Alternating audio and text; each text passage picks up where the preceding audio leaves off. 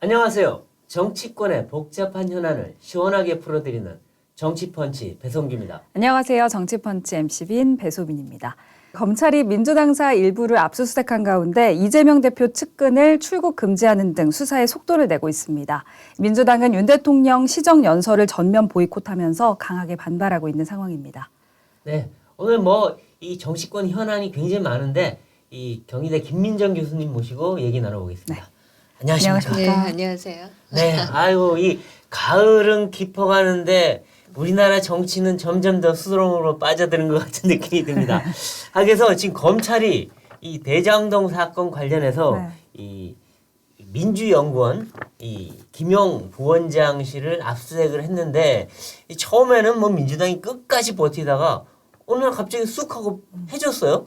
그래서 이게 이 너무 이제 이 유동규의 충격적인 진술이 많이 나오니까 그런 건지 아니면 이제 쇼할 건 다 했으니 이 정도에서 그냥 물러나 주는 척 하자 한 건지 어떻게 보십니까? 네, 지금 이제 말씀하신 것처럼 유동규 전 도계공 사장 직무대행의 네. 말씀도 되게 충격적인 것도 네. 사실이고요. 네. 또 다른 한편에서 저는 그것도 굉장히 많이 작동했을 것이다 이렇게 생각하는데요. 이원석 검찰총장이 네. 직무방해에 대해서는 처벌할 수 있도록 네. 검토를 하겠다라는 네. 얘기를 아주 분명하게 국정감사장에서 그렇죠. 얘기하지 않았습니까? 네. 아마 이 부분도 적지 않게 작용하지 않았을까 하는 생각을 하게 되죠. 지금 민주당 내에서 이재명 대표와 함께 운명을 같이 해야겠다 이렇게 생각해야 될 합리적인 이유가 없지 그렇죠. 않겠습니까? 방탄하다가 자기들이 화살 맞으면 어떡하겠습니까? 그렇습니다. 사실 그것이 만약에 명분이 있는 일이라고 한다면 그렇죠. 네. 희생을 감수할 수도 있겠습니다만은 전혀 명분이 없는 일에 네. 나서야 될 이유가 없지 않느냐 이렇게 본다라고 하면 굳이 공무집행 방해를 해야 될 이유가 없다라는 생각을 하지 않았을까. 네. 그래서 첫 번째 날은 그냥 대표의 일이기도 하고 하니까 그렇죠. 예의상 앞에 나섰는지 그렇죠. 모르겠습니다만은 그걸 지속하기는 명분이 너무 없었다 이런 생각을 하게 되죠. 예. 이제 검찰이 민주당사를 압수수색했는데 이재명 대표가 그저께죠. 당사를 찾았습니다. 그래서 좀 울먹이는 모습을 보였는데 보셨습니까? 네, 제가 직접 가서 보지는 못했고요. 네, 그렇죠. 뉴스 예, 화면을 예. 통해서 봤는데요. 저도 굉장히 착잡했습니다. 네.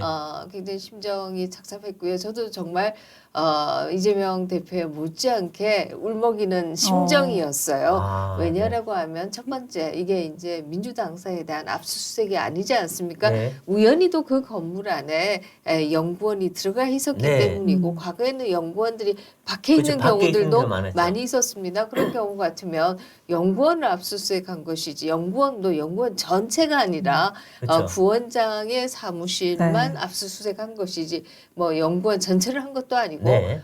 뿐만 아니라 당사를 압수수색한 것은 더더욱 아니다. 네. 이렇게 얘기하는 것 자체가 어떻게 네. 보면 침소봉대다. 네. 이렇게 얘기할 수 있고요. 예. 두 번째는 우리 역사에 있어서 그런 일이 없었으면 좋았을 것 같습니다만 네. 그럼에도 끊임없는 부패는 있었고 매 정권이 교체될 때마다 과거 정권의 부패에 대한 수사들도 있어 왔습니다. 그렇죠. 예. 그런 가운데에서 물론 현 정부 내에서도 그런 경우들도 있었습니다만은 박근혜 정부 당시에도 청와대에 대한 압수수색이 있었습니다. 청와대도 압수수색하는데 왜 정당을 못하느냐? 그렇죠. 설사 당사라고 해도 못할 이유가 네. 뭐가 있느냐? 그런데 당사도 아니다라는 얘기를 네. 할 수가 있고요. 지금 국민의힘의 전신의 경우에도 당사들을 압수수색한 맞습니다. 경험들이 했었죠. 다 있죠. 뿐만 아니라 문재인 정부에서는 김웅 의원의 의원실에 대한 압수수색도 네, 했습니다. 그렇죠. 네. 근데 이 의원실을 압수수색하면서 압수수색 영장에 제시되어 있지 않는 부분도 압수수색한다라고 네. 하는 얘기들도 굉장히 네. 많이 나오지 않았습니까? 그렇게 의원실도 압수수색하는데 네. 정말 정당은 어떻게 보면 헌법기관이라고는 합니다만은 뭐 이 사적인 집단이다 우리 이렇게 얘기할 수 있고 그러나 그 집단이 정치에 영향을 미치는 바가 크기 때문에 이에 대한 지원을 국가적으로 하도록 네. 하고 또 규제도 한다 이렇게 얘기할 수 있는데요. 국회의원은 정말 국민의 대표이잖아요. 네. 그럼에도 불구하고 압수수색을 다 하는데 네. 정당을 못 한다라고 하는 것이 저는 옳지 않은 얘기다 이런 생각을 하고요. 민주주의 후퇴의 장면이다.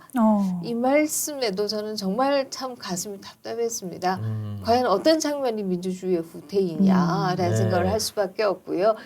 사실 이재명 지사 대표와 관련된 모든 혐의라고 하는 게 이 정부에서 갑자기 적폐청산한다고 끄집어낸 것들이 아니지 아니죠. 않습니까? 전 정권 때 이미 네. 다 하던 수사예요. 네, 그렇습니다. 네. 그 수사 중에 새로운 수사가 하나도 없어요. 그래요, 맞아요. 그런데 이것을 수사하는 게 왜 민주주의의 후퇴이냐 민주당의 후퇴죠, 뭐. 하는 생각을 하고요. 네. 사실 민주주의라고 하는 것은 가장 중요한 원칙 중에 하나는 법치입니다. 네. 법치를 어기면서 민주주의를 한다라고 하는 건 있을 수가 네. 없죠. 그런 면에서도 저는 그 말씀에 참 가슴이 너무나 답답했다 하는 말씀을 드리겠습니다. 그렇군요. 이재명 이제 대표는 또 특검 카드를 이제 꺼내 들었습니다. 처음에는 이제 윤석열 대통령 부산 저축은행 건도 같이 하자, 상특검하다 이렇게 얘기를 하다가 이제는 한 발 물러서서 자신의 것만이라도 이제 특검을 하자 이렇게 이야기를 하고 있는데 이렇게 특검을 주장하는 이유 뭐라고 네, 보십니까? 뭐 그 이유는 이미 저는 이재명 대표가 말씀을 하셨다 네. 이렇게 생각을 하고요. 사실 조국 전 장관의 입시 비리와 관련해서 문제가 많이 될 때 우리가 네. 조적조다. 네. 조국 전 장관이 조국의 적이다. 네. 이 얘기를 많이 했는데요. 뭐 또 8만 대장경이다. 네, 그렇죠. 조만 대장경이다. 이런 그렇죠. 얘기도 했었는데요. 이지명 대표 역시도 또 말씀을 네, 많이 맞아요. 해놓으셨더라고요. 맞아요. 2만 대장경이에요, 다. 그렇습니다. 뭐 정말 이적이다라는 네. 얘기를 할 수밖에 없는데요. 이재명 대표가 이미 얘기하신 바가 있습니다. 특검을 주장하는 자가 범인이다. 네. 그렇죠. 특검은 적폐 세력의 수사 지연 전술이다. 뭐 그런 말씀을 네. 하셨기 때문에 자기의 이해관계가 첨예하지 않을 때 했던 말들은 대부분 진실에 가깝거든요. 우리 인간이라는 게 그렇지 않습니까? 네. 평상시에 제정신일 때는 다 네. 진실에 가까운 네. 얘기를 하다가 이해관계가 첨예해지면 비급해지는 거잖아요. 그렇죠. 네. 근데 뭐 이재명 대표 역시도 본인의 네. 이해관계가 첨예하지 않을 때 하셨던 말씀들은 다 주옥 같은 말씀들을 하셨습니다. 네. 그래서 이 특검이라고 하는 게 일반적으로 보시면 특검의 수사력이 검찰에 못 미친다라는 얘기가 있어요. 네, 맞아요. 그럼에도 불구하고 그러면 왜 특검을 하느냐라고 하면은 정권에 따라서 검찰에 뭐 바람직하지 못한 정치적인 압력을 행사하고 이에 의해서 검찰 수사가 제대로 되지 않을 때 중립성이 보장되지 않는다. 그렇습니다. 이거죠. 그럴 때 특검을 해서 정치적인 권력으로부터 좀 벗어나서 수사를 하도록 하자라고 네. 하는 것이 특검이다 이렇게 얘기를 할 수가 있고요. 그러나 지금은 뭐 너무나 열심히 수사를 하고 네. 있고 이 수사가 과잉이 아닌 것은 영장을 청구하는 것마다 법원이 발부를 네. 해주고 있지 않습니까? 네. 법원이 결코 윤석열 정부나 보수 세력에게 유리한 법원의 구성이 아니다라고 하는 것은 잘 알고 있는데요. 그럼에도 불구하고 영장들이 발부되고 있다라고 하면 이것은 과잉 수사도 아니고 네. 수사도 착착 잘 진행이 되고 있구나 네. 라는 생각을 맞아요. 할 수 있어서 지금 특검을 해야 될 이유가 뭐가 있느냐라는 생각을 할 수가 있고요. 만약에 수사가 제대로 진행이 안 됐다. 만약에 정치적으로 굉장히 왜곡된 수사를 했다. 네. 그런 의혹이 상당해지면 그때는 특검을 주장할 그렇죠. 수가 있겠죠. 검찰 수사를 한 이후에 네. 잘못했어? 그럼 그때는 할 수 있지만 지금 열심히 하고 있는데 중단하라는 거는 자기 수사하지 말라는 뜻이겠죠. 예. 근데 지금 뭐 민주당은 그럼에도 불구하고 특검을 밀어붙이겠다 하면서 그 특검의 내용은 상설 특검도 아니고 자기들이 임명 추천권을 가지는 특검을 하겠다는 식인데 결국 내 맘대로 특검이죠. 근데 실제로는 이게 있기가 좀 힘든 게 일단 법사위에서 통과가 안 될 것 같아요. 왜냐하면 조정원 의원 시대전환 그러니까 무소속이나 이제 이 제3교섭단체로 볼 수 있는 분들이 있기 때문에 그분이 반대하고 있고 사실상 그다음에 또 대통령 거부권도 있고 결국 이거는 쇼로 끝나지 않을까 하는 생각도 네, 들어요. 그렇습니다. 뭐 특검을 하자라고 하는 얘기를 통해서 네.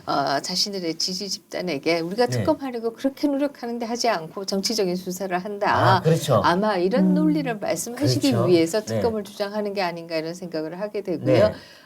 뭐 민주당 의원님들도 네. 지금 특검법을 발의하고 통과 설사시킨다라고 하더라도 네. 거부권 행사의 대상이 된다라고 하는 걸 잘 알고 그렇죠. 계시고요. 또 이것을 오버라이드라고 하죠. 네. 제의할 수 없다라고 하는 것도 너무 잘 네. 알고 계실 겁니다.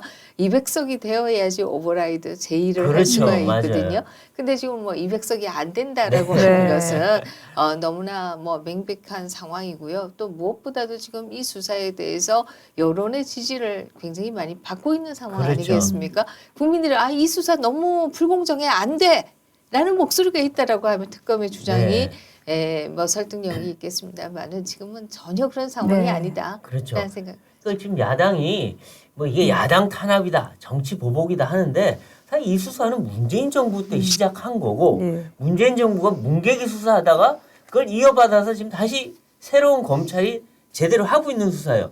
거기다 이게 보복이면 이 수사가 뭐 유동규 전 본부장이 진술을 제대로 하고 남욱 이런 사람들이 제대로 하면서 지금 그 본류가 지금 나오고 있는 건데 아니 유동규는 그 이재명 대표의 측근이었잖아요. 자기 측근이었던 사람이 저 사람이 잘못했어요라고 얘기하는데 그게 무슨 정치 보복입니까? 네, 뭐 그렇죠. 유동규 아마 직무대행의 그 증언이 이재명 대표로서는 굉장히 뼈아플 것이다. 그렇죠. 자기 사람이 라는 얘기하는 거예요 지금. 그렇습니다. 굉장히 또 놀라운 사실들을 얘기를 많이 맞습니다. 했습니다. 예. 대표적으로 지금 선거법 재판이 시작되었고요. 네. 김문기 전 차장을 모른다라고 하는 게 이재명 대표의 얘기였고 네. 이게 한 번 블랙아웃 된 것이 아니라 여러 방송에서 그럼요. 블랙아웃 되었잖아요. 이분은 계속 블랙아웃만 되는 분이에요? 그럼 대통령 되면 안 되죠. 뭐 여러 방송에서 체계적으로 그렇게 말씀을 네, 하셨기 네. 때문에 이례적으로 실수한 것도 그렇죠. 아니다. 네. 이렇게 얘기 드릴 수가 있는데요. 사실 우리가 그동안에 김문기 처장의 뭐 가족들이 내놓은 사진, 영상 이런 것을 통해서 모른다라는 게 도대체 말이 되느냐 그렇죠. 이 생각은 해왔습니다만은 유동규 씨가 더욱더 그렇죠. 명확한 진술을 하고 있죠. 네. 호주 가서 골프도 3명이서 쳤다. 그렇죠. 다른 사람이 친 같은 것은 카트 아니고. 타고서. 네. 뭐 이 카트까지 같이 탔는데 어떻게 모른다라고 얘기할 글쎄 수 말이에요. 있느냐라고 하는 아주 명확한 진술을 하고 있어서요. 18호를 돌려면 5시간을 같이 카트를 타야 되는데 5시간 동안 카트 타고 얘기하고 골프를 같이 친 사람을 블랙아웃이 된다. 그런 쉽지 않죠. 분은 이거 치매 아니에요? 치매? 말이 됩니까 이게? 그래서 뭐 합리적으로 생각한다라고 하면 전혀 있을 수가 없는 일이다. 그것도 뭐 일순간에 그럴 수는 있다고 생각해요. 우리가 굉장히 갑자기 정신이 없을 네. 때가 있잖아요. 예. 일순간에 그런 일은 있을 수가 있습니다만은 매번 방송 나가서 그러니까요. 검찰의 공소장에 몇 회 방송 나가서 모른다라고 얘기했는지를 다 적시하고 있지 않습니까? 네. 그렇기 때문에 저는 블랙아웃이라고 하는 얘기도 이게 네. 전혀 설득력이 없을 뿐만 아니라 네. 그 가족들을 김문기 처장의 가족을 찾아가서 그걸 또 무마하려고 했다라고 그러니까요. 하는 좀 것도 도와줄 생각이 없느냐. 야, 이분은 이것도 블랙아웃이 아니라 블랙라이 같아요. 네, 민주당 이재명 대표의 사법 리스크 이야기는 이따가 좀 더 자세하게 짚어보도록 하고요. 윤 대통령 시정연설 이야기 좀 해보겠습니다. 어제 이제 내년도 예산안에 대한 국회 시정연설이 있었는데 이제 민주당이 이 시정연설을 전면 거부했습니다. 입장조차 하지 않았고 또 전원의 전면 불참을 선택을 했는데 사실 전에도 야권 인사들이 이제 침묵으로 뭐 시위를 벌이거나 뭐 현수막을 내거는 일은 있었지만 이렇게 전원이 회의 불참을 한 거는 헌정사상 최초로 있는 일이었잖아요. 어떻게 좀 보셨습니까? 뭐 과거의 야당이 그 당시의 야당이 현수막을 내걸 때 괜찮은 나라 국회 중에서 현수막을 내걸고 피켓을 드는 나라가 어디에 있느냐 네, 이런 비판을 했던 맞아요. 기억이 네. 납니다.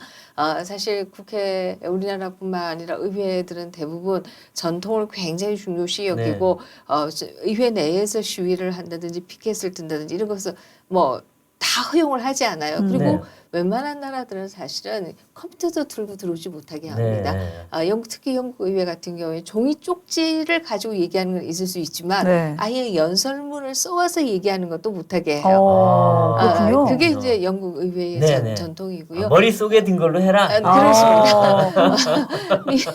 미국 의회의 경우에는 뭐 여러 가지 자료는 가지고 들어옵니다만 네. 미국 의회도 컴퓨터는 가지고 오지 않아요. 그렇군요. 네. 근데 우리 의회는 어느 순간에 우리 국회는 편말도 가져오고 뭐 네. 현수막도 네, 붙이고 그렇죠. 로텐드 홀에서 뭐 시위도 하고 의원들이 시위대요. 네. 뭐 단식도 하고 네. 예, 점점 참 문화가 네. 나빠진다라는 네. 걱정을 했는데요. 이제는 지금 말씀하신 것처럼 아예 시정연설에 민주화 이후에 대통령이 직접 와서 시정연설을 하고 나서 네. 처음으로 야당이 아예 들어가지를 않았다라는 네, 거 네. 아니겠습니까? 그럼에도 대통령이 처음 입장을 했는데 다 다 막아서서 들고 EXX까지 다 써가지고 구호를 욕설까지. 외치더라고요. 네. 그래서 이 한국 국회가 네. 사실 이 점점 도떼기 시장으로 네. 변하는 거 아니냐. 네. 그런 면에서 정말 저는 정치학자로서 부끄럽기도 하고 그렇죠. 가슴 아프기도 하고 그러니까요. 합니다. 그러니까 네. 이재명 한 명 방탄하자고 그래도 국가의 예산과 정책 그 설명하는 자리까지 다 그냥 발로 차버리는 거는 참 너무 심했다 이런 생각이 듭니다.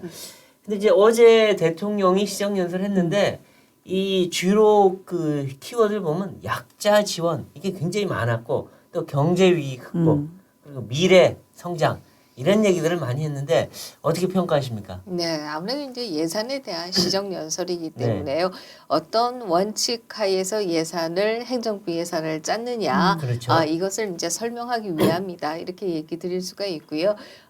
사실 지금 뭐 앞에서 이재명 리스크를 얘기했습니다만은 저는 요즘 이재명 코스트가 아닌가 이런 생각을 네네. 사실 좀 그러네 합니다. 국가적으로는 그러네요. 코스트가 그렇습니다. 지금 뭐 세계적으로 경제가 굉장히 어려운 되네요. 것이 지금 사실이고요. 난리예요, 난리. 채권 그렇습니다. 시장까지. 뭐 네. 하다못해 유럽 같은 경우에도 겨울을 나기가 어려울 것이다. 네, 에너지 네. 부족, 에너지 대란이 일어날 것이다. 이렇게 얘기를 하고 있는 상황이고요. 뭐 우리의 경우에도 좀 아시아 지역이 다 환율 문제 때문에 네, 굉장히 그렇습니다. 어려운 것도 예. 사실이고 물가로 인해서 전 세계가 고통을 받고 있는 것도 사실입니다. 이렇게 경제적으로 어려운데 뿐만 아니라 북한은 7차 핵실험을 한다라고 네, 얘기를 하고 그렇죠. 있고요. 특히 이제 문재인 정부는 제가 사실 뭐 문재인 정부 이전까지는 딱히 제가 저를 보수라고 생각해 본 적도 없고요. 네. 진보나 보수나 다 양쪽을 다 비판하는 네, 입장이 네. 있었습니다만은 저는 문재인 정부에서 특히 국민 경제를 이렇게 망가뜨려 놓은 네. 거 이것에 대해서는 정말 분노할 수밖에 그렇죠. 없다라는 네. 생각을 합니다. 만약에 이렇게 경제가 어려울 때 국가 재정이 좀 능득하면 어려운 그렇죠. 분들을 도와드릴 수가 네. 있어요. 네. 조금 빚을 내더라도 네, 네, 맞습니다. 어려운 분들에게 지원하고 할 수가 있는데 지금 문재인 정부에서 사실 박근혜 정부 때보다 일반 예산이 한 60조 이상 더 썼습니다. 그러니까요. 5년간 300조예요. 그러니까요. 거기에 빚을 420조를 네. 더 지웠습니다. 거덜을 했어요. 700조 이상을 썼어요. 이러고 하니까 지금 여력이 없는 겁니다. 그러니까요. 이런 상황을 만들었다라고 하면 우리가 부끄러워해야 되는 네. 것이 아니냐. 네. 더더욱이나 이 고금리 속에서 정말 고통받는 네. 분들이 많으신데요. 그 중에는 30대, 40대에 연끌하신 분들. 네. 네. 정말 이 월급에서 이 이자 내고 나면 남는 게 네. 없다라는 얘기가 나오는 거 아니겠어요? 네.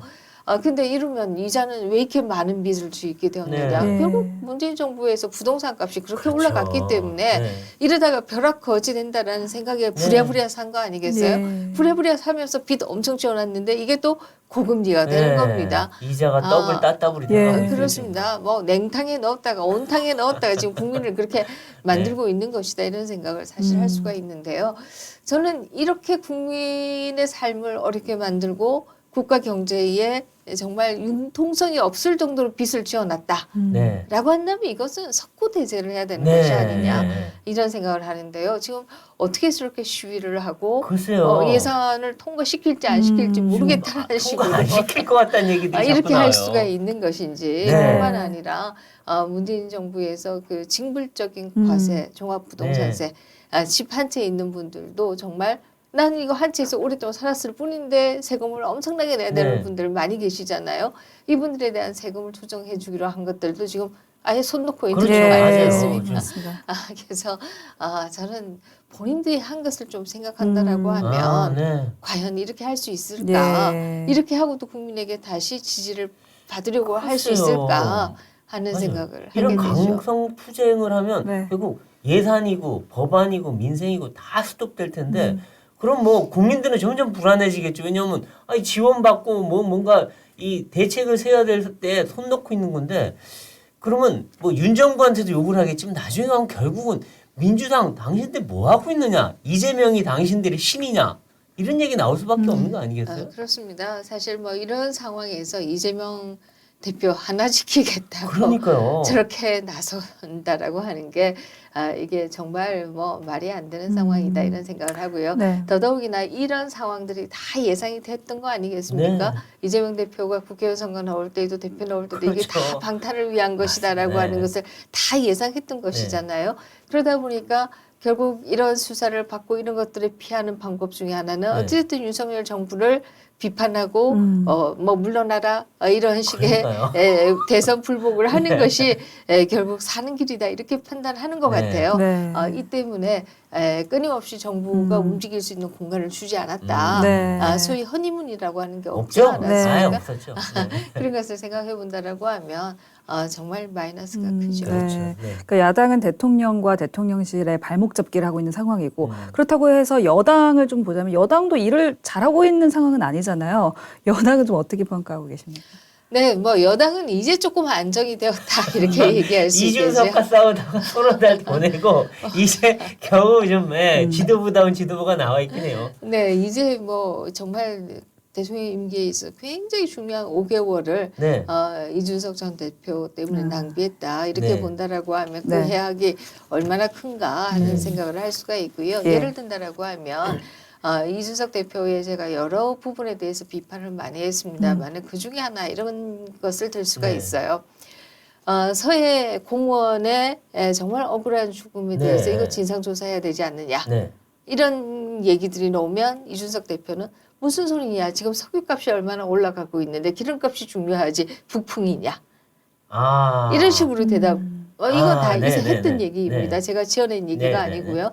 그렇게 해서 그 사건을 마치 진상조사하는 게 뒤늦은 북풍처럼 이렇게 만들어갔다. 이런 건 무수한 예가 있습니다. 네, 그래서 네, 네. 정말 정부가 우리의 그동안 잘못된 관행 혹은 또 전 정부의 잘못된 것을 시정하는 노력 이런 것들 전혀 할 수 없게 만들었던 역할 중에 하나가 그렇죠. 이준석 대표가 그래서 했던 역할이다. 문정권은 하나도 공격을 안 하고 내부 공격만 했다라는 얘기를 많이 듣는데 뭐 어쨌든 이준석 사태는 일단 낙이 거의 돼가는 거니까 예. 앞으로 여당이 잘해나가길 한번 보겠고요. 네.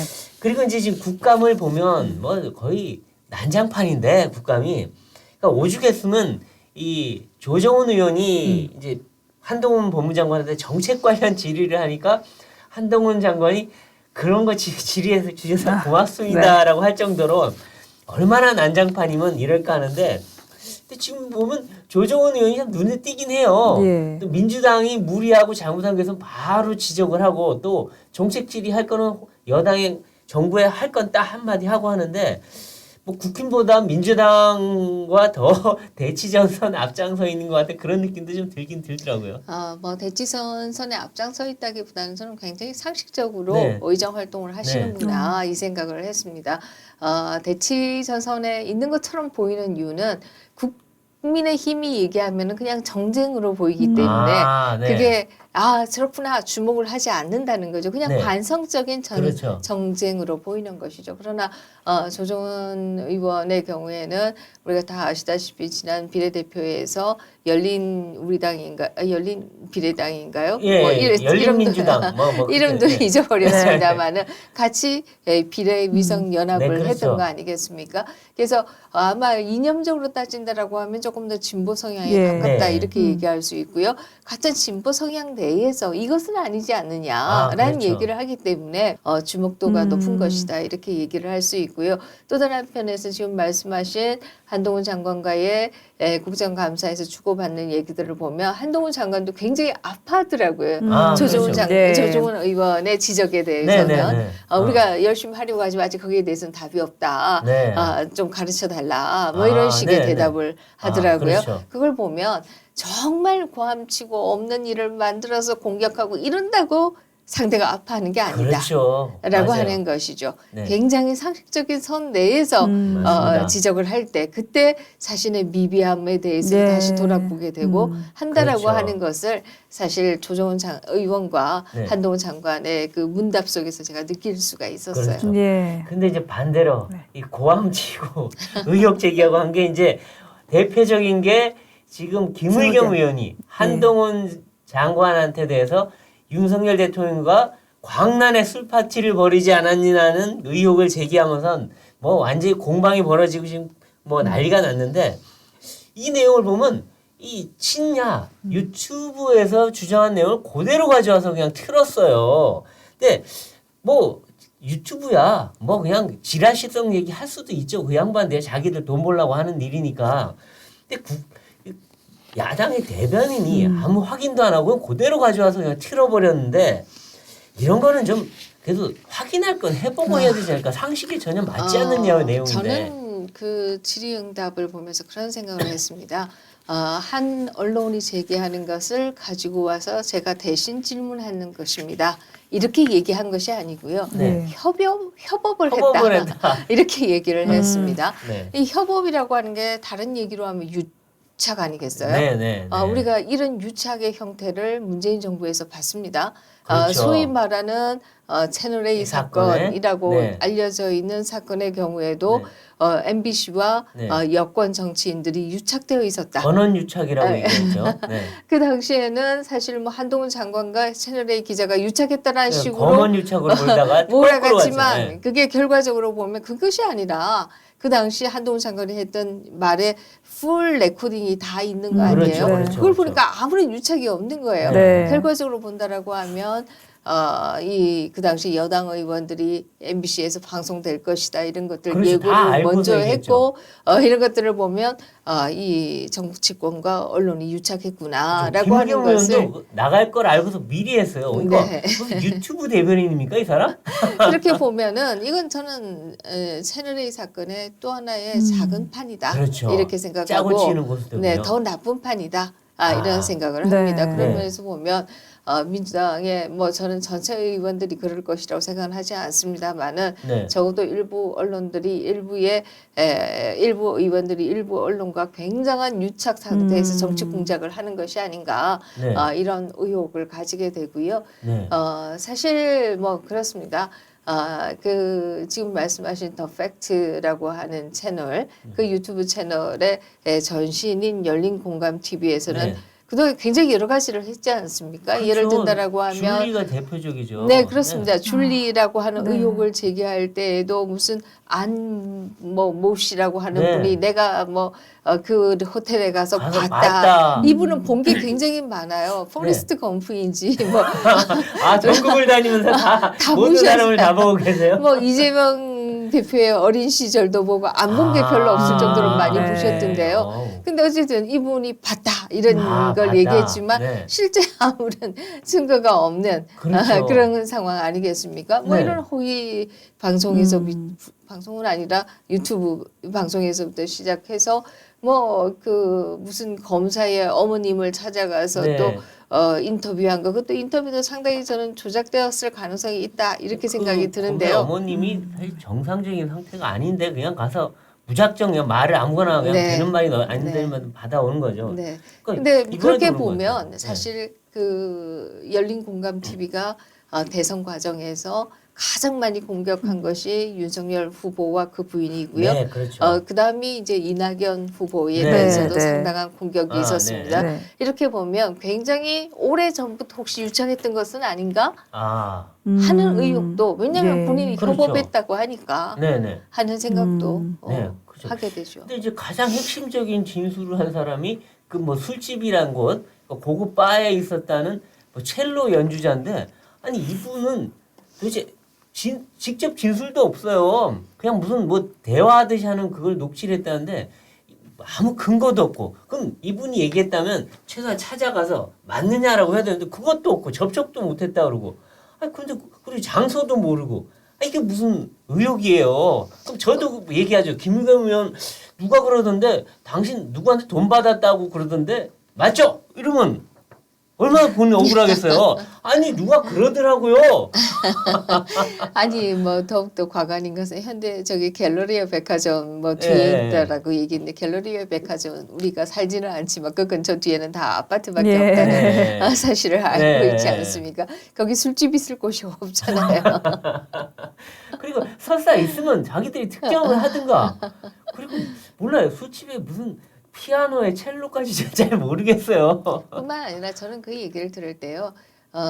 그 김현장 변호사 30명과 함께했다. 그 얘기를 듣는 순간 이거는 글쎄요. 거짓말이다. 아, 저는 왜냐라고 김현장 변호사 하면 30명 안 모여요. 그분들 바빠서 모일 시간도 모일 없어요. 수도 없고 김현장 변호사들이 30명이 서로 알지도 아, 못해요. 맞아요. 알지도 못해요. 서로 다뭐 팩트가 다 틀려요. 갈라져 있고. 그럼 이분들 서로 파트너이거나 이런 경우가 아니면 맞아요. 알지도 그렇죠. 못해요. 저도 김현장 변호사 2명 이상 본 적이 없어요.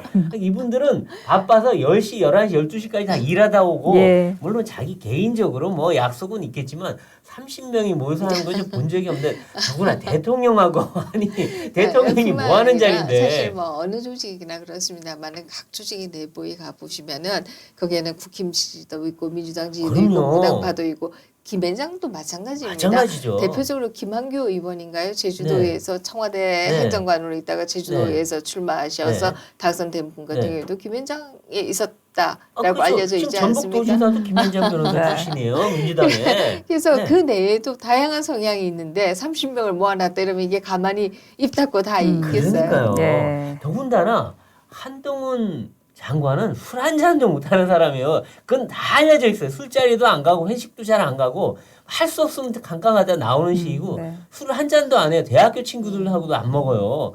그런 사람이 무슨 거기서 술을 광란의 파티를 3시, 새벽 3시까지 진탕 술을 마시겠습니까? 아니 뭐 김여경 의원도 그렇게 대답하지 않았습니까? 제가 술 안 마시는 거 의원님도 아시지 네. 않습니까? 그러니까 네라고 얘기해요.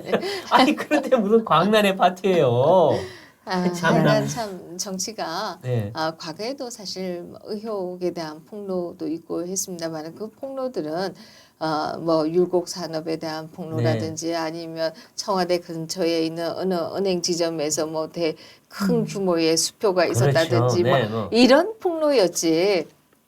밤에 술집을 갔니 안 갔니 이런 폭로를 한다라고 하는 것은 정말 저는 너무 그러니까요. 네. 그러니까 잔편한 생각밖에. 열린공감 TV 그 이쪽 출신들이 그 뭐죠 그 한동훈 장관 미행까지 했잖아요. 한 달 내내. 그렇습니다. 아 이게 무슨 그렇습니다. 저열한 짓입니까? 네. 법에도 안 맞고 법 위반이기도 하고 더군다나 김의겸 의원은 지금 이런 뭐라 그럴까 엉뚱한 짓 또는 거짓말에 가까운 폭로를 한두 번 한 게 아니에요. 뭐 한동훈 장관이 뭐 여성 야당 의원 쫓아가서 스토커식으로 뭐 악수했다는데 나중에 알고 보니까 공식 행사 끝나고 여성 의원이 먼저 악수 청했더만요. 이재정 의원이. 그러니까요. 아 그리고 뭐 한동훈 장관이 미국 방문한 이유가 뭐 이재명 수사하기 위해서 갔다는데 도대체 그 무슨 의미인지도 모르겠어요.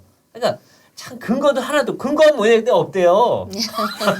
나 참 이분 언론인 출신인데 같은 언론인으로서 좀 창피해요. 창피해. 네, 뭐 언론인이 계신 데는 말씀드려서 네. 죄송하지만요. 언론인을 비판할 때 그런 얘기하잖아요. 물론 교수도 비판받을 부분이 굉장히 많이 있습니다만은 신문 기자는 소설을 쓰고 네. 방송 기자는 시를 쓴다라는 얘기가 있는데 이분 소설을 굉장히 많이 쓰신 게 아닌가. 아이고 죄송합니다. 저희도 소설 쓰지 않겠습니다. 네. 아이 참 이거. 시청자 여러분 배성규입니다. 혹시 여러분은 뉴스를 뭘로 보시나요? 물론 저희 정치펀치를 통해서 보시겠지만 정치펀치 방송이 없는 날엔 어떻게 하시나요? 제가 가장 정확하고 빠른 뉴스를 무제한으로 볼 수 있는 방법 하나 소개시켜 드리겠습니다. 바로 조선일보 앱으로 보시는 건데요. 조선일보 앱 다운로드 방법은 아주 간단합니다. 실시간 채팅창에 공유해 드리는 고정 댓글을 봐주시면 되는데요. 링크를 클릭하시면 바로 다운로드 받으실 수 있습니다. 무료로 앱 다운이 가능하니 참고해 주세요. 또 어플 안에서 기사 공유 이벤트도 하고 있습니다. 정치펀치 시청자 여러분 모두 푸짐한 선물 받아가세요. 네, 이제 민주당 이재명 대표 측근들 수사 이야기를 좀 해보겠습니다. 이제 구속돼 있던 유동규 전 성남도시개발공사 본부장이 이제 구속기간 만료로 풀려난 뒤에 그야말로 앞서 말씀하셨지만 핵폭탄 같은 말들을 계속해서 네. 쏟아내고 있습니다. 그 중에서도 이제 내가 진 죄값은 내가 받을 테니 이재명 대표의 죄값은 이 대표가 받아라. 네. 뭐 이런 말까지 한 상황이죠. 어떻게 좀 보고 계셨습니까? 네, 사실 어쩌면 너무나 당연한 얘기다. 사실 뭐 이 사법적인 처벌이라고 하는 게 정확하게 그야말로 죄의 비례해서 비례성의 원칙에 의해서 처벌이 이루어져야 네. 이게 공정한 시스템이다 이렇게 얘기할 수 있을 것이고요. 이 때문에 누가 누구를 대신해서 벌을 받는다 이런 것은 있을 수 없다 그렇죠. 이런 생각을 하게 됩니다. 그러나 어쨌든 간에 그동안의 기사 속에서 그 김문기 처장이 이재명 지사에게 그 당시엔 성남시장에게 뭐 6번 내지 7번 정도 그렇죠. 보고를 했다. 이것을 유동규 씨가 얘기했다라고 하는 기사가 일부 나오기 시작했어요. 그렇죠. 그래서 네. 유동규 씨가 입을 여는 거 아니야 하는 추정들이 나오기 시작했습니다. 그렇죠. 예, 예. 이미 한 달 전부터요. 그다음에 국정감사에서 중앙지검 국정감사를 할 때 네. 중앙지검장의 대답이 저는 굉장히 놀라웠어요. 네. 증거는 다 알고 있지만 말씀드릴 수 없습니다. 예. 이 얘기를 굉장히 많이 네. 하시더라고요. 그래서 제가 그걸 보면서 야 수사가 굉장히 많이 진척이 그렇죠. 되었구나. 맞습니다. 지금까지 알려진 수사하고는 좀 다르겠구나. 그렇죠. 8월달에 수사팀 교체 이후에 뭔가 많이 진전이 됐다. 네, 증거를 다 알고 있습니다. 이 말을 네. 진짜 많이 했어요. 네. 그래서 많이 바뀌겠구나. 뭔가 좀 진도가 나겠구나 이 생각을 했는데 역시 진도가 굉장히 그렇죠. 빨리 나가고 네. 있다. 유동규 입에서 죄값이라는 말이 나는데 이건 죄라는 거는 이재명의 죄를 말하죠. 이재명 대표가 결국 대장동을 설계하고 지시하고 다 했다는 뜻이고 네. 그다음에 대선 자금 오간 것도 모르지 않았다. 이 죄값을 얘기하는 것 같아요. 네, 지금. 그렇죠.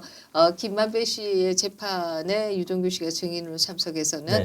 이것은 다 시장이 승인한 것이다. 그렇죠. 그것도 네. 맞는 말이에요. 시장이 그럼 왜 있어요? 그러니까요. 최종 책임자가 모든 책임은 최종 책임자에게 가는 것입니다. 아니, 이거 나는 맞아요. 몰랐다 이럴 수는 없는 거예요. 대장동이 치적인데 자기가 책임을 안 지면 말이 됩니까 이게? 당군 일은 최대 치적이라는데. 네.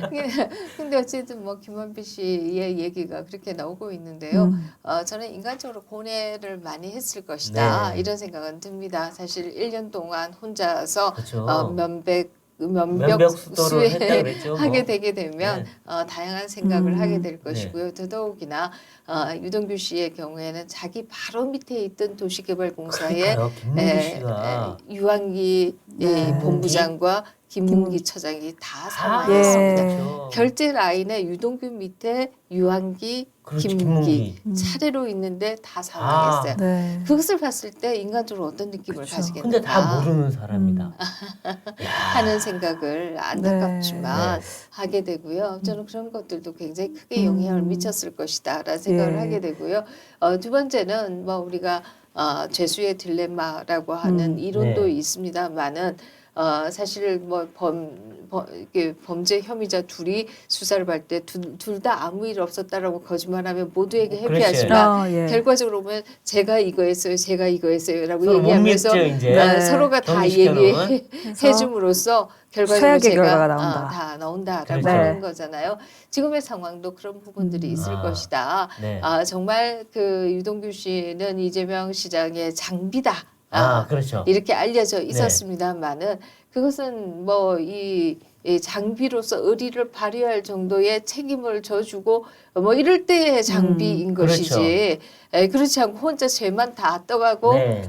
뭐 우리는 다 회피할게 이렇게 한다라고 하면 네. 그걸 누가 감당하려고 하겠는가. 그렇죠. 더더욱이나 사실 뭐 이 잘못하게 되면은 유동규 씨의 경우에는 위례에서 대장동에 이르기까지 모든 죄를 자기가 다 뒤집어 쓰게 돼요. 그렇습니다. 손해를 입힌 부분에 대해서 다 본인이 책임을 져야 되는 상황인데 정말 그럴 수가 있는 것이냐라고 그렇죠. 하는 처음에는 이 형들이 이재명과 정진상과 김용 이 형들이 자기를 봐줄 줄 알았는데 다 쟤가 나쁜 놈이고 쟤가 했으니까 억울한 거죠. 아, 자기들 다 시켜서 했는데 왜 나한테 다 이것 때문에 이제 마음이 변한 것 같은데 그러면 그다음 타자인 김용은 지금은 의리를 지키고 있어요. 아, 난 안 했고 뭐 관계 없다 그러지만 나중에 이 죄가 다 자기 걸로 되면 다 네가 받은 거지, 네 개인이 한 거지. 지금 이미 어제 얘기했어요. 그 이재명 대표의 최측근 중에 한 명인 그 의원 한 분이 이거는 정성호 의원이 개인적으로만 이거는 했을 것이다. 김용 개인이 받았을 것이다 라고 얘기했는데 이것 또한 꼬리 자르기로 들어간 거예요 지금. 그렇습니다. 첫 번째 꼬리 유동규, 두 번째 꼬리 김용. 정성호 의원의 말씀도 뭐 그럴 리가 없겠지만 그랬다라고 하면 이것은 개인의 차원의 문제일 그렇죠. 것이다 네. 라고 해서 꼬리 자르기에 들어간 것이다. 들어간 거죠. 이렇게 얘기할 수 있을 것이고요. 과연 이게 뭐 8억이라고 하는 돈이 그러면 개인적으로 받았다라고 하면 뇌물이 되는 것이고 그렇죠. 뇌물이죠. 아니면 이재명 지사를 위해서 썼다라고 그럼 하면 대선 정치자금법 뇌물이죠. 네. 위반이 될 네. 텐데 본인이 그걸 다 쓰고 가려고 하겠는가 네. 이런 생각을 해본다라고 하면 처음 며칠은 모르겠지만 이분도 또 면벽을 수행을 하시면 몇 달 하면은 또 마음이 상당히 그렇죠. 달라질 가능성이 있지 않을까. 그렇죠. 내가 몸통인 줄 알았더니 나 꼬리야. 그런데 잘려나간 꼬리야? 안 되겠는데? 그럼 또 몸통을 저격할 수 있는 거죠. 사실 지금 이제 뭐 이재명 대표와 관련해서 나오는 의혹들은 너무 많잖아요. 네, 네. 선거법 위반에서부터 시작해서 대장동 위례, 뭐 백현동에 네. 이르는 이 토지 개발, 뭐 주택 개발과 관련된 것들도 있지만 또 쌍방울과 관련해서는 뭐 코인 발행해서 북한과의 뭐 광물 거래에 이르기까지 그러니까요. 너무나 많은 상황인데 복잡해요, 정말. 네. 이것을 어떻게 다 막아낼 수가 있겠는가 이렇게 생각해 본다라고 하면 아마 관계된 분들도 그냥 내 죄만 내 죄값은 내가 지는 것으로 각자 죄값은 각자 지는 이렇게 갈 수밖에 없지 걸로 않겠는가. 각자 도생으로 갈 수 있다. 네, 그렇군요. 결국 경찰이 이 유동규 씨에 대해서 신변 보호를 결정했다는 소식이 들어왔더라고요. 네. 그럼 이제 유동규 씨의 어떤 이 발언이나 앞으로의 행보가 이재명 수사에도 영향을 크게 미칠 수 있을까요? 네, 뭐 이미 저는 많이 네. 미치기 시작했다. 네. 사실 선거법 위반에서 이 김문기 씨를 모를 수가 없다는 네. 증언들도 이거는 유동규 씨만 할 수 있는 그렇죠, 증언이다. 그렇죠. 이렇게 네. 얘기할 수 있을 것이고요. 뿐만 아니라 본인이 그런 얘기를 하지 않았습니까? 조약돌 하나 그렇게 던졌는데 조약돌 하나 던졌는데 저렇게 이 나이인데 화단장하면 이제 앞으로 큰 짱돌 날아갈 텐데 어떻게 할 거냐. 근데 뭐 우리가 다 아시다시피 사실 쌍방울 건도 너무나 큰 건이고 그렇죠. 네. 또 성남 FC도 너무 큰 건입니다만은 적어도 대장동과 관련해서는 그분이 누구인지 그렇죠. 700억이라고 700억의 하는 그분. 주인의 그분을 밝혀야 되는 것이잖아요. 유동규의 그분. 지금은 뭐 유동규 씨가 그분인 것처럼 네. 마치 되어 근데 있습니다만은 유동규는 지금 그분이 아닌가 거의 명확해지고 뿐만 있어요. 아니라 재산도 3천만 원밖에 그 없다는 자기 거죠. 자 보니까 3천만 원 빚은 나왔다는 7천만 거예요. 원이고 변호사비도 없다는 거 아니에요 지금. 이런 상황에서 그런 뭐 저는 이제 그런 몸통들도 밝혀져야 하고 더더욱이나 지금 우리가 유엔 제재 상황 아니겠습니까? 예. 북한에 대해서는 계속 북한과는 거래를 해서는 코인 안 거래를 되는 했다, 이런 상황인데 네. 이것을 코인을 주고받고 외환관리법을 그렇죠. 위반해서 돈을 돈을 빼다 지금 엄청 주고 갖다 줬다. 또 광산을 이용해서 주가 조작을 주가가 하고 뻥튀기했죠. 이런 모든 것들이 저는 다 좀 진실이 잘 밝혀져야 된다. 그렇죠. 네. 근데 지금 이제 아직은 야당이 아직은 단일 대우를 유지하고 있어요. 친명들은 아직 굳건하고 그다음에 친문들도 아직은 친명과 손을 잡고 있고 뭐 운동권 586들도 그렇고 그렇긴 한데 지금 문제는 이 문재인 전 대통령에 대한 검찰 수사가 지금 진행되고 있어서 서해 공무원 피격 사건으로 지금 굉장히 검찰 수사가 급물살 타고 있는데 이것 때문에 아직까지는 친문이 야 이재명하고 손잡고 단일 대우로 가야지 우리도 보호받을 수 있겠다. 즉 문재인 대통령이 이재명 그늘 뒤에 숨어 있는 것 같아요. 아직은. 근데 언제까지 이게 이어질까 궁금하긴 합니다. 네, 뭐 저는 이것이 오래 가기는 어려울 어렵다. 것이다 이런 네. 생각을 합니다. 사실 민주당의 다수 의원들이 왜 죄값을 물음을 당할 수 있는 가능성이 매우 높은 대표를 높아지죠. 모시고 네. 같이 그야말로 수령으로 걸어 들어가야 되느냐 그렇죠. 이런 생각들을 저는 의원들도 하시리라 그렇죠. 다음 생각됩니다. 총선 생각해야 되니까 그렇습니다. 또. 또 선거가 가까워지고 있기 때문에 더더욱 그럴 것이고요. 아마 모르긴 해도 이재명 대표를 결사 보위하겠다라고 하는 세력이 전혀 없지는 않을 거예요. 네, 네. 그렇죠. 그럼에도 네. 합리적으로 판단하시는 음. 분들도 또 있을 것이다. 네. 우리가 양향자 의원이 합리적인 판단을 네. 하리라고 우리가 과거에 생각해보지 네, 못했지만 엄마, 네. 이분은 검수한박하면 20명 정도가 의원들이랑 청와대가 다 날라간다고 감옥 간다 그랬죠. 그래서 하려고 하는 것이다라는 얘기를 아주 용감하게 얘기하시고 그 대오에서 벗어나기 시작한 네. 거 아니겠습니까? 또 앞에서 얘기했던 조 의원의 경우에도 네. 마찬가지이죠. 네. 이분이 그렇게 용감하게 나서시리라고 네. 누구도 생각하지 못하지 않았습니까? 뿐만 아니라 민주당 내에도 사실 그동안에 정말 민주주의를 위해서 노력하신 분들도 많이 계세요. 그럼요. 합리적인 분들도 많고. 그분들이 왜 우리가 이렇게 가야 되는가 그렇죠. 도매금으로 다 넘어가는 거예요 지금 하는 범죄 생각들을 집단처럼. 네. 하실 수밖에 없을 것이다. 네. 그래서 아마 이낙연계 네. 또 비명계 또 친문 일부가 이제 연말 정도 연초 정도 되면 상당히 목소리를 내면서 전면에 등장할 거다 이런 전망도 없지가 않아요 지금 보면. 네, 뭐 한국 정치가 사실 하루 앞을 알 수가 네. 없는 것이고요. 그렇기 때문에 뭐 내년이 어떻게 될 것이다 이것을 예상하는 것은 네. 매우 어렵다 이런 네. 생각 듭니다. 그럼에도 저는 합리적인 의원들이 가만히 계시지는 않을 것이다. 네. 이렇게 본다라고 하면 이재명 대표를 결사 보위하기 위해서 나서는 강경파와는 좀 멀어지지 네. 않겠는가 네. 이 생각을 네. 합니다. 네.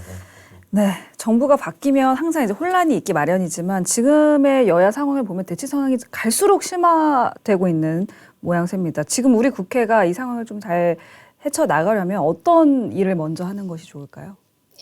매우 어려운 질문인데요. 사실 뭐 어떤 일이라기보다 저는 뭐 이재명 대표의 말씀에서 결론을 찾고 싶어요. 아, 네. 그런 보복이라고 한다면 맨날 해도 된다. 이게 또 이만 대장경이 다시 소환됐네요. 라는 말씀을 하셨죠. 사실 정치가 뭐 협치라고 하는 이름하에 네. 서로 여러 가지 범죄 혐의가 있어도 덮어주고 이렇게 간다라고 하면 정치가 부패하고 정치가 그렇죠, 부패하고 그냥. 나라가 네. 부패하고 나라의 미래는 없는 것이다. 설사 지금 현재 혼란스럽고 아프다라고 네. 하더라도 잘못이 있으면 그것은 끊어내야 된다. 네. 이런 얘기를 드리고 싶고요. 제가 2004년에 뇌종양 수술을 했는데요. 네. 그때 수술하기 전에는 제발 종양과 공존할 수 있었으면 좋겠다. 아. 라는 생각을 했어요. 네. 근데 종양과 공존할 수 없다는 없죠. 걸 알았습니다. 그렇죠. 네. 점점 시력이 그렇죠. 없어져서 완전히 안 보이는 상황까지 갔거든요. 아. 근데 수술하고 나니까 시력이 돌아왔어요. 그렇죠. 아이고. 그렇죠. 아. 머리를 연다는 건 굉장히 힘든 과정입니다. 예. 상상하기도 아, 어렵고요. 네. 네. 그러나 해야 되는 것은 해야 되는 그렇죠, 것이다. 그렇죠. 이런 제가 개인적인 얘기를 드려서 죄송한데요. 딱 저는 들어오네요. 네. 네. 한국 정치도 마찬가지다. 협치라고 하는 허울하에 서로의 부패를 덮어주기 시작한다라고 하면 한국 정치가 정말 망하는 것은 순식간이다 네. 이런 그렇죠. 생각을 합니다. 아프더라도 끊어낼 것을 예. 끊어내야 내야 된다. 된다. 알겠습니다. 멋진 아주 말씀. 좋은 말씀이셨습니다. 아프더라도 끊어낼 건 끊어내야 된다.